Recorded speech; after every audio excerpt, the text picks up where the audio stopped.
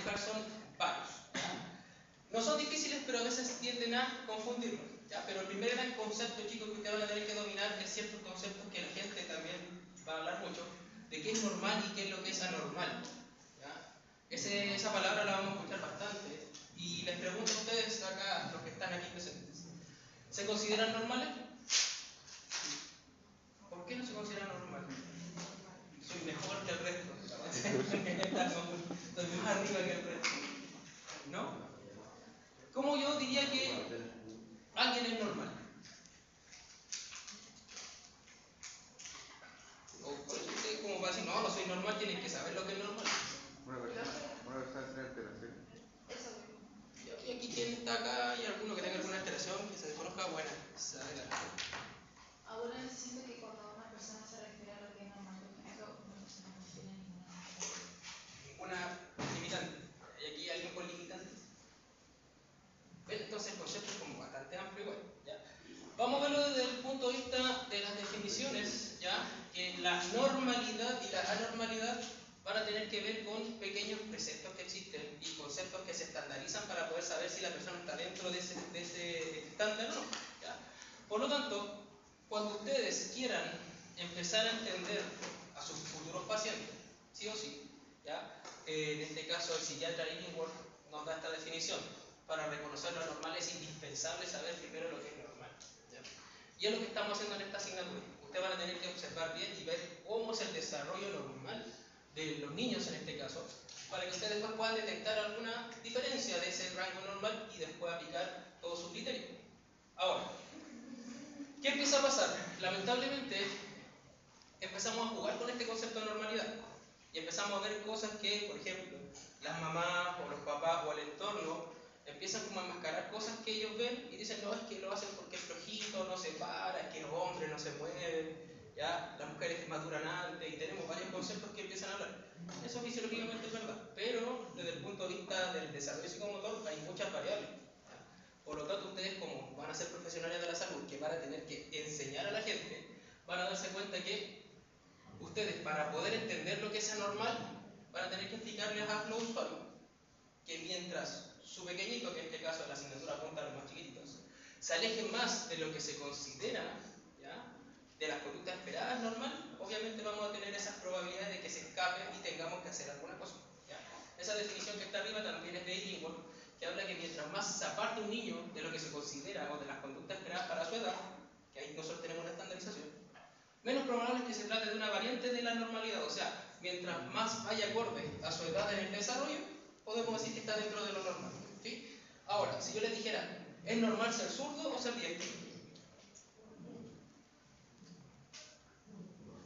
O entramos ya en una figura de discriminar a los dos. No. Lo normal es que el pequeño presente una dominancia lateral. Ahora, si el diestro o zurdo va a depender de cuántas personas son. Es más común que haya más personas diestras que zurdas, por un tema más que nada fisiológico y de adecuación, pero no quiere decir que una persona zurda sea normal. A este tiempo, antiguamente, las personas zurdas las asociaban al diablo, ¿ya? Y lo que hacían era amarrar la mano izquierda para que se acostumbraran a trabajar con la derecha, ¿ya? Porque el diestro, ¿cómo se le dice al diestro? Es cuando maneja la mano derecha. Y cuando manejaban la mano izquierda le ponían siniestros, y ahí viene la palabra. ¿Ya? Entonces, ¿todos los zurdos son siniestros? No necesariamente. ¿Ya? Y todos los diestros tampoco son los más adecuados. Entonces, estos conceptos también es bueno que ustedes empiecen ya a dominar. ¿Qué es normal?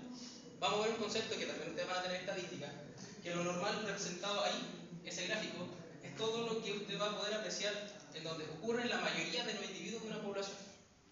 ¿Sí? Ese es un concepto estadístico. Entonces, lo más normal es que le ocurra a la mayoría de una población. ¿Qué es normal en Chile? Que no sea normal en otros países. ¿Creen ustedes? O dejemos algo más local. ¿Qué es normal en Arica? Que no es normal quizá en otros lugares. Que yo creo que le echan de menos a ustedes, sobre todo cuando tienen clase en la tarde.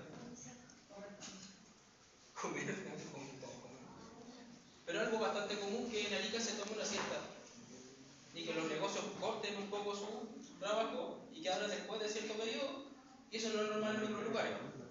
Pero para Arica es normal tener un descanso, pues, para tener, ¿cómo se diría? Para dormir un ratito y después seguir trabajando. Si lo vamos a llevar a Santiago, por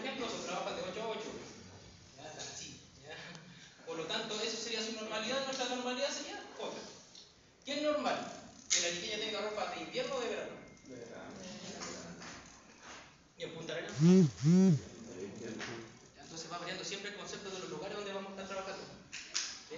Si usted no le llegara a tocar, puede ser, hizo internado, va a hacer su internado en Punta Arenas, con los nexos que se están haciendo en la universidad, si imagina irse a Punta Arenas, va a tener que cambiar quizás ciertos preceptos que usted tiene para poder ver el horario también es distinto, etc.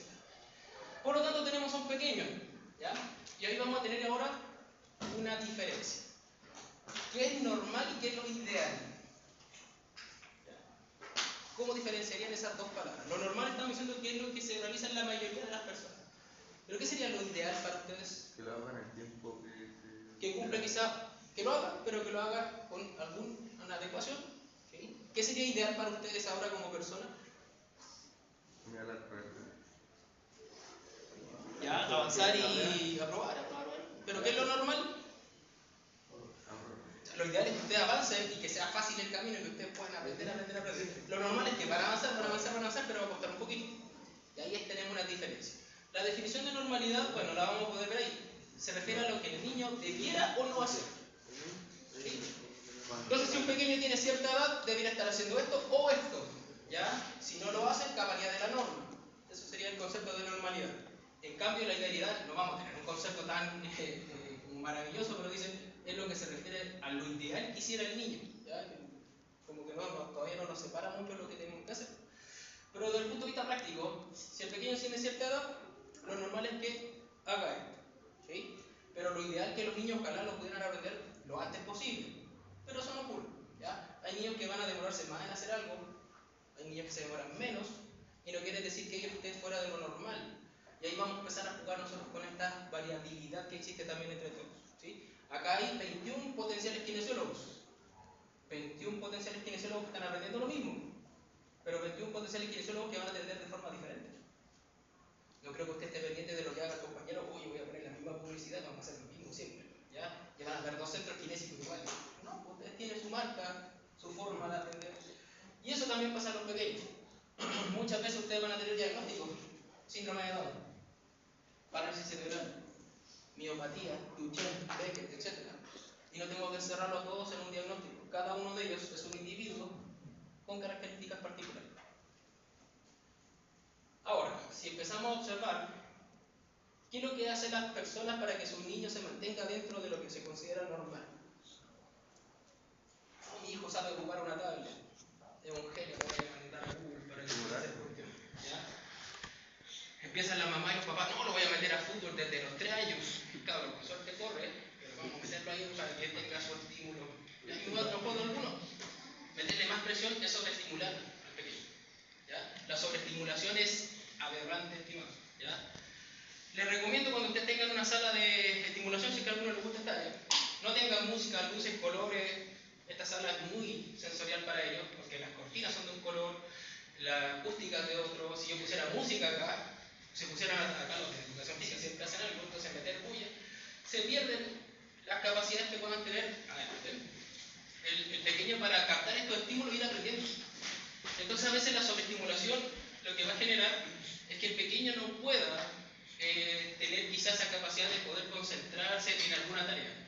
Entonces, nosotros, ¿cómo vamos a hablar del concepto de esa normalidad? No es presionar a los papás, ¿ya? Y tampoco decirle la idealidad es que su hijo haga esto. Y nos pasa mucho a los que somos del área y van a tener hijos, van a querer quizás que su hijo esté dentro de la norma porque usted es profesional idóneo, y como que su hijo a los tantos meses no va a estar caminando. Ya, un pensamiento que muchos creen eso. Nosotros, como profesionales de esta área, lo que hacemos es tratar de mantener un parámetro para que los papás se orienten. Esa es la idea de saber el desarrollo psicomotor, o la idea de poder decirle: esto es lo normal. No es para comparar, decir que tu hijo es más o menos que el otro. Lo que estamos haciendo es decirle: ¿sabes qué? Esta línea tenemos que seguir. Vamos a trabajar en base a esa orientación. ¿Sí? Por lo tanto, aparece este concepto y esta escala, estimados. La van a ver mucho. Pregunta general: ¿un niño nace con parálisis cerebral o un niño demuestra la parálisis cerebral en el tiempo? ¿Qué creen ustedes? ¿Se puede saber que un niño tiene con PC intrauterinamente? ¿O no? ¿O podemos tener sospecha de que el niño venga con alguna otra explicación? Quizás, va a depender del embarazo, etc. En el parto también vamos a ver que el pequeño a lo mejor sufrió la mamá problema en el parto y pudo haber generado algo. Pero, en este caso, la patología, que sería un niño con PC, parálisis cerebral, no se nace con la parálisis cerebral. La parálisis cerebral lo que hace es demostrar y empezar a, por así decirlo, a medida que el niño va desarrollándose, a decir, ¿saben qué? Algo pasa. ¿Cuándo los papás se dan cuenta que quizás tengan alguna alteración? Cuando el pequeño está fuera de lo que es ideal y normal según su edad. Entonces estamos hablando que lo ideal era lo que el niño pudiera hacer, ojalá. Lo normal es que lo que el niño hace o no hace. Eso está dentro de la norma. Pero si va pasando el tiempo y el pequeño no va demostrando quizás ciertos avances, entramos en una etapa que se llama riesgo. ¿Sí? En donde podemos decir, ¿sabes qué? Tu pequeño va quizás más lento de lo normal o no está adquiriendo las capacidades que deberíamos tener a esa edad, por lo que hablamos recién, es como una orientación. Y aquí el kinesiólogo empieza a poner alarmas en donde puede pasar algo. Todavía no hay diagnóstico, no hay nada. ¿Cuándo se da cuenta de esto? Por ejemplo, cuando los niños a los 3 meses no controlan la cabeza, uno empieza a tener como cierto como análisis del caso. Pero si yo empiezo a decir que al primer mes el pequeño no controla la cabeza, eso es normal, que no lo controle. ¿Ya? Porque va a pasar cierta etapa para que el niño recién pueda pasar de lo normal a un riesgo. Si ya va pasando la edad y el niño tiene 1 año y no cumple los parámetros, obviamente ya hay un retraso en su desarrollo psicomotor. ¿Sí? Y ese retraso en el desarrollo psicomotor va a hacer que se demuestre la patología que era la parálisis cerebral. Ahí recién se va a manifestar la parálisis cerebral como enfermedad, porque los papás que van a empezar a decir acá muchas cosas.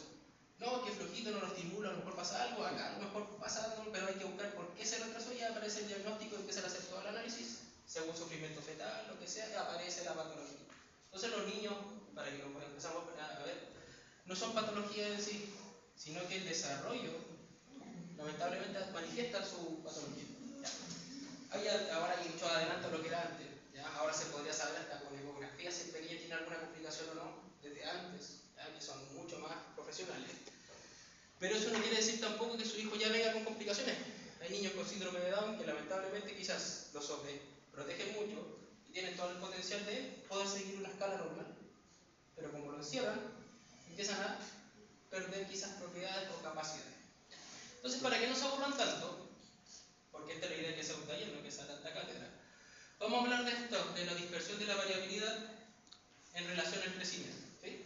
Esto lo hablábamos, la variabilidad tiene que decir, o aquí vamos a estar las dos definiciones por si las quieren leer. Es propia de cada individuo, nosotros más o menos vamos manejando nuestra interacción con el mundo dependiendo de cómo yo interactúo en sí con él.